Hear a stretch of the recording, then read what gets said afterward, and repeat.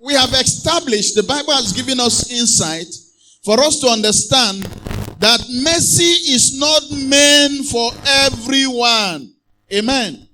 Mercy is not meant for what? For everyone. And that is why the Bible gives us a scripture.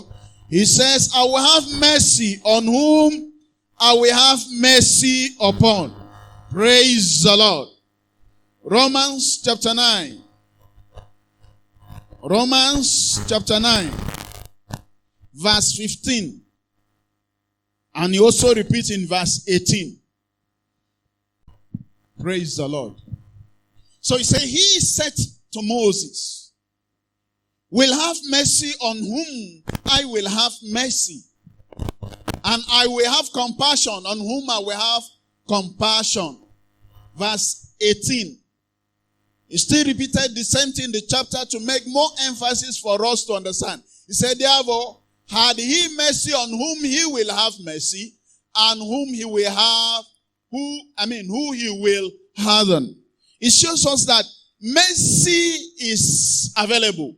The mercies of God endureth forever, but it's not for everyone. Praise the Lord. So God knows. He said, you help us in time of what? In our need. You see, that is why God has to create mercy. The mercies of God is always available in the time of trouble. At any time you are in time of trouble. That's why the Bible says there is no temptation that comes to a man that a man cannot overcome. He's speaking that there is mercy. The issue is you did not seek for mercy. Mercy is available, but you did not request for it. You see, God did not create us as robots. That when he sees things, he will just jump and attend it. No. The mercies of God is there to create what you need. And that is why the songwriter says, he will make a way where there is no way. If where you are going to, there is no way. Once you shout of the mercies of God, the mercies of God pick a way and put. I don't know how you get it. He picks a way and fixes it. If you are moving in a place that this place is a wall, you are looking for an open door. You need a door to open. By the time you shout off, oh God of mercy, oh have mercy on me, oh show me your mercy, God will remove the door from there and put it here, then you pass. That is how potential, how authentic the mercies of God operate. But you see, because we are blind in the spirit, we will not be able to make requests because we have prayed that goodness and mercy shall follow us, not evil. Not evil. The mercies is there, but the thing that is there, the mercies is not for everyone. There are some certain things that we need to do to attract the mercies of God. The mercies of God in another definition is love in action. The mercies of God is God's love in action. A lot of people thought that the action of God is just to pass judgment. No. See, the mercies of God triumph over judgment. Hello? Hello? The mercies of God do what? It triumph over what? Over judgment. Judgment that you think of. God is not judgmental. A lot of people thought that God comes in order for him to judge us. That is what we know God of. Only about our sin. And that is why when we started, we said that God is not out to judge. Mercy is not meant only for those that are sinners. Mercy is meant for even those that are righteous. In fact, that is the essence of it. In John chapter 3, verse 16, the golden scripture that each one of us know. We only know of the verse 16, the verse 17 of it that defines the purpose of Christ. We never look at it. We look at God as judgmental. But I want to tell you, the mercies of God triumph over judgment. For God sent not his son into the world to do what? To condemn the world. But that the world may be what? That through him may be what? Saved. He did not come to pass judgment. There is a version, I don't know, is it NIV, that said the Lord has not come to judge the world, but he has come in order to show mercy to the world. That's the essence of the coming of Christ. But a lot of people think that it is in times of sin that I need to ask for mercy. No. In times of your limitation, in fact, before the mercies of God, anytime you call on the mercies of God, you acknowledge yourself as woman. You have come to the state that I can't do it, only you alone. Praise the Lord. Praise the Lord. I have a conversation with somebody yesterday. The person now called me and told me news that is bad. I said, no. The only prayers I pray for that person, I said, God, show your mercy over that person. After 2 hours, the person called me back and gave me positive answer. 2 hours yesterday. Just in interval of 2 hours. The news that the person gave me, it looked impossible. But after I was about to clamp my altar. I entered, I said, God, show forth your mercy. When I came down, I saw the person's missed call. I called. He said, oh, sorry, I said, no, don't worry. The person now narrated. The story changed. That is mercy.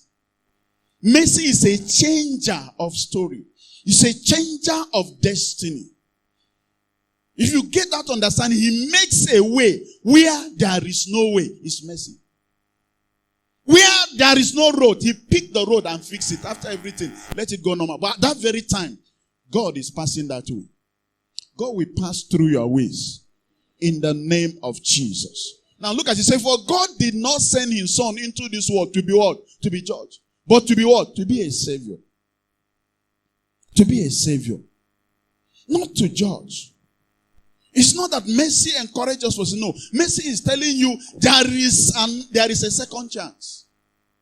There is a second chance. Oh, you are falling. There is a second chance. Say the righteous shall fall. How many times? 7 times. They shall do what? They shall remain. They shall rise again. But what used to affect us is the mystery that we have not discovered. And that is one of the mystery I want us to look at. If the moment you release that mystery, the mercies of God come at ease. Psalm 51, verse 17. Psalm 51, verse 17. Look at this mystery. One first. He said, the sacrifice of God are what? Broken spirits. A what? A broken and a contrite heart. Oh God, thou will not what? Despise. Now imagine you are asking God for 1 million. You come with a broken heart and a contrite spirit. The Lord give you 1 million because he said he will not despise. He said, I'm the Lord that honor my word more than my name. He said he will not what? Despise. That is why David succeeded more than King Saul. David has a contrite. He has a broken spirit. He realized he accepts his wrong. Anytime he hears the scripture or anything about God, he gets broken totally from the heart, not for eye service. God said, this is a man after my own heart. So how is the heart of David? He has a broken spirit. So it tells us that anybody that have a broken spirit is a man after God's heart. But most of us, we have a hardened heart. Even when we hear God speaking, we say, are you sure? What of the thing not work? Leave me, let me think about it. I will look into it. Especially us men. No, say me, I know they take anything like that. Though. And that is why, they get anything like that.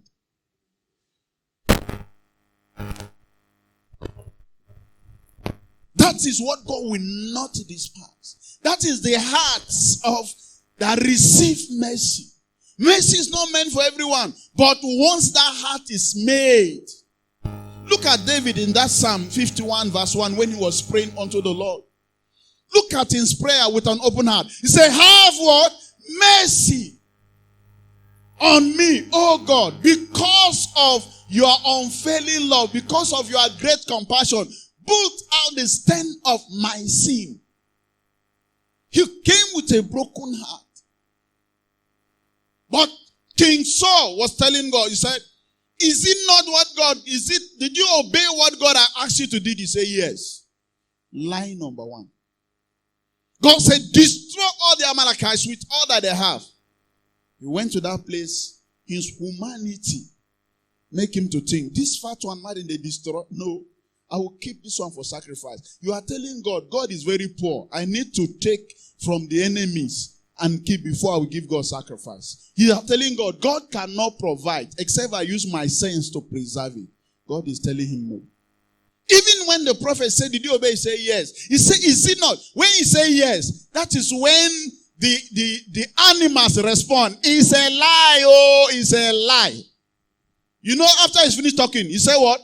He said, is it not the sound of the word that I'm hearing? Do you know what they were telling? They say, it's a lie, oh, he's lying. We are here. And that is when God responded. He said, I'm going to divide your kingdom into two. Instead of him to shout this prayer, oh, have mercy on me, oh God, according to your loving kindness, according to your multitude of tender mercy. Put out this transgression that I committed. No, rather you hold the garment of Samuel and he tear it. Another word, sacrilege. That is how some of us, you are wrong. You will stand on what you are wrong on. Instead of say, God have mercy, I accepted. No, the heart is hardened. Then the message of God will not have a place. Because the message of God is behind. He's telling you, I'm behind you. I'm available. Just call me. I will change the wrath of God. Do you know that the anger of God is but for a what? A moment. But the message of God is what? Endureth forever. The one that is long, you refuse to call, is the short one that you are holding. So what makes some of us, we don't experience the message. Our heart is not contrite. Our heart is not broken. We have a lot of Christians that are born again, but they don't have broken. They are not broken. Hello? Yeah. They are very hardened when you come to things. You see them in organization or the unit where they are the troublemakers in the unit or in the department. They like to create what will bring tension. But those that are broken, they get broken. People in the church, they are not broken. In such a thing, the message of God is far. But God, I'm telling you this morning, God can still have mercy once you call upon his mercy. With the genuineness of heart, the heart is broken with sorrow of the life that I'm in.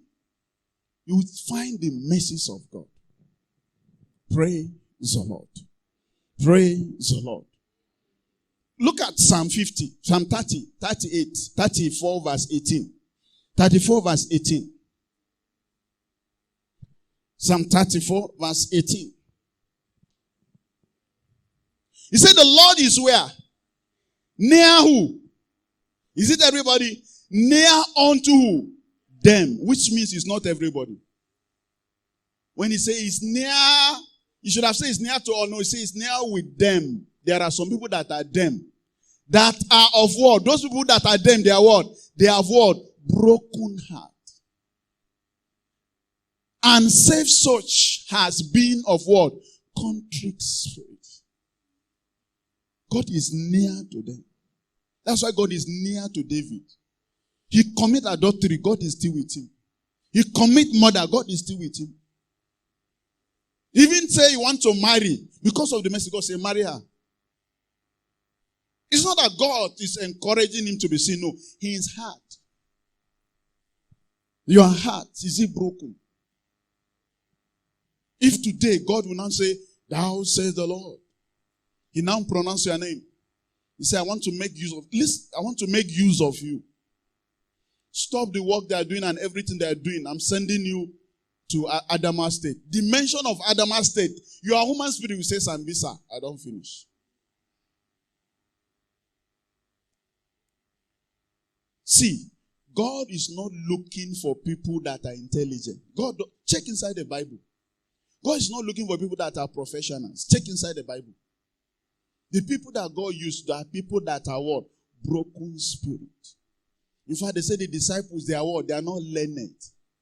But as they respond, God used them. God is not looking for people that qualify. He's looking for the unqualified so that they cannot take glory. In heaven, God will not check our titles. He will not check your profession. He will check your heart. The highest name that you call you is what? Servant. Isn't it? The highest name in heaven is servant. Servant, good and faithful. Servant, wicked, bad and what? Evil. So he is nearer to the heart. Look at the type of people that God sits with them. Isaiah 57. Isaiah 57 verse 15.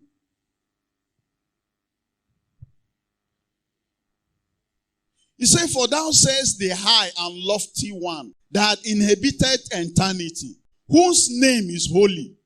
I dwell in the high and holy place. That is where God stays. He stays alone. Did he stay with alone? He's staying with who? With him. There is somebody who is him. You remember the first one? There was some that are them. Now there is somebody who is him. He stay with him also. That is of what? Contrite and humble spirit. That's the definition of a broken spirit. A humble spirit. To revive the spirit of the humble and to revive the heart of the contrite ones. Those are the people that sit down in the same bench with the Lord. Where God is seated, he says he's sitting with them. He's not sitting alone. He said, I'm sitting with him. With him. There is some people that God knows them. That's why I say there are some people, they don't need to pray. Are you getting it? Because of the condition of their heart, God responds. There are some people that God look for them. They don't look for God. I tell you one, David. He said, I have do what? Found, which means he has been looking. It's God that was looking. David was not looking for God. God was looking for. He said, I have found. I pray upon your life. The Lord will locate you. He will find you in the name of Jesus. And anytime I'm saying this, I'm saying it from the depth of my heart. Don't narrow yourself that God cannot use you. Don't say, I'm a female. I always say you are not there is no female Holy Spirit. But all the conditions are the one. A humble spirit. A humble spirit. Those are the ones that God sits with them. I think in Isaiah 66 verse 2. Yeah, 66 verse 2. He's also said something in that line of him. He said, for those things that my hand made and all those things that have been made, said the Lord. But to the man who I look. There are some people that God look. Who I look. Even him that is what? Poor and of what? Of a contrite spirit. And do what? Trembleth at my word. There are some people God look at them. God is looking. He take care of them. He said, he that watches over Israel neither sleep or slumber. There are some people that are poor in the spirit, for they shall be filled. And those that are contrite in the heart, in the spirit, God look at them. Say, why they look me? God amazed. There are some people, they amaze God. They make God happy. When God look at them, he said, this is my daughter. People like that are people like who? Job. If devil is passing, say, devil, come here. Since you have been passing, did you see my servant? God announcing somebody. Did you see my servant? Devil say, I mean my servant, Job. Who hated evil, who loved righteousness. Have you seen him? Say, I've seen him. Say, he loved you now. He loved righteousness and hated wickedness. Is it not because of the things that you give him? He said, no, it's not because of those things. His heart is what? Broken. Go and touch him and see. Go and touch him and see. So because the devil thought that Job was serving God because of the things that he gave him, he starts stroking those things. Stroking those things. He knows that he loves his children. He struck the children. He struck the children. He knows that he loves his body. Maybe Job was somebody who always wants to take care of his body. He said, let me put, somebody speaking in us. I want it in English. Scabies. Let me put scabies in his body. Then he'll be sitting down. You know that thing? When you do it, it's very sweet. If you scratch. Kro. Because he burned the house, there is no place where they live. He was staying in the kitchen. All the breaking pot that was broken, that's what they say he will carry and be brushing. Woman. His wife. I want to say God should not give us women like that of Job. Instead of her to come and tell him, let us pray so that God will change the condition. You say, no. Do you know what? Curse your God. See lack of wisdom. She said, he said one day God touched the wife. Why didn't the devil touch the wife? No. She is flying. They are in parallel line. They are in the same fellowship with the devil. Don't you see her advice? Say, look at two things that she said. Are they good things? Are they palatable things? The two things that she said. Curse is a bad. Curse him and also die. Instead of even to say, curse God, maybe you will live. No, because her mouth is not a good one. Say, curse God, then and die. Which advice is that? But because of his broken heart, it take a broken heart though. Even me as I'm talking as pastor, he struck the car, struck the house, the building. We are staying in one, maybe a Muslim house. You now come and call me for fellowship. My children, he has scattered them. Say, come, let's go to church. I'll be asking, did God even really call me? I know my wife will ask, are you sure they really called you, whether we are operating under a curse? Did you really hear God? You know, that's when they will go back. Did you really hear God? But that man remained. He says, he said it in what? Is it Job 13:16? He said, though he's slimy. Is it 13? Yes, 13:16, something like that. He said, oh, he's slimy. But yet, I will do what? I will still stand. Though he has what? He's slimy. Yet will I do what?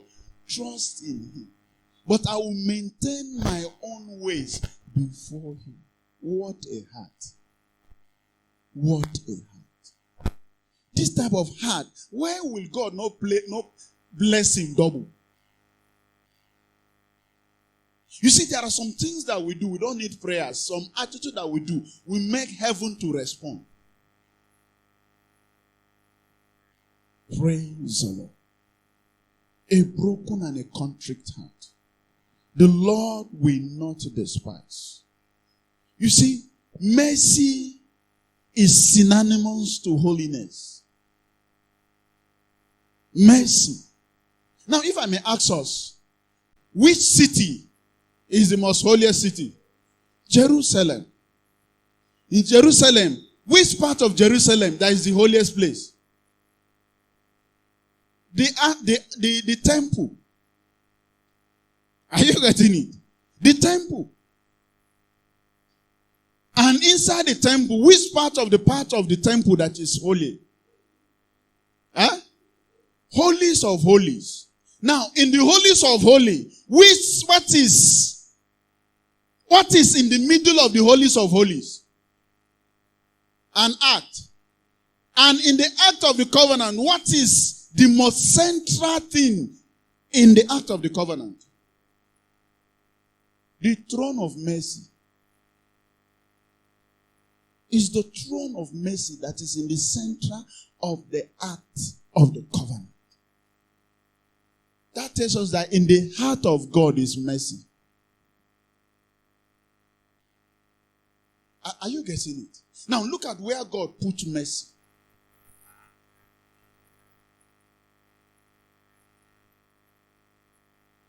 But God, because of the finishing work on the cross of Calvary, God now bring that mercy. He said the mercy should be following you when you wake up in the morning. The essence of it following is not entertainment. It's for you to use it. In times of need. In times of need, you need to use it. But we don't use it. If you are a woman that so much attached to your wife, to your husband, if bad thing is coming, hey, John, oh, call John. Some will call Jesus.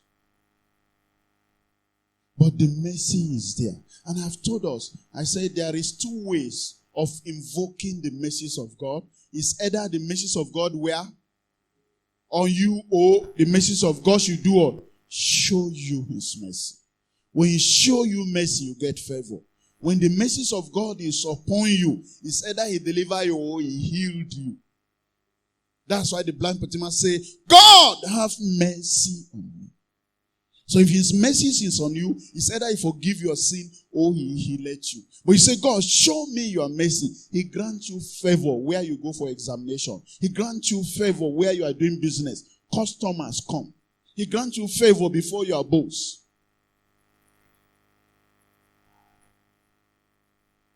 A broken and a contrite spirit. The Lord will not despise. What's another word for despise? Reject. Huh? Cast away. God will never cast you away when you come with a heart that you ask God for.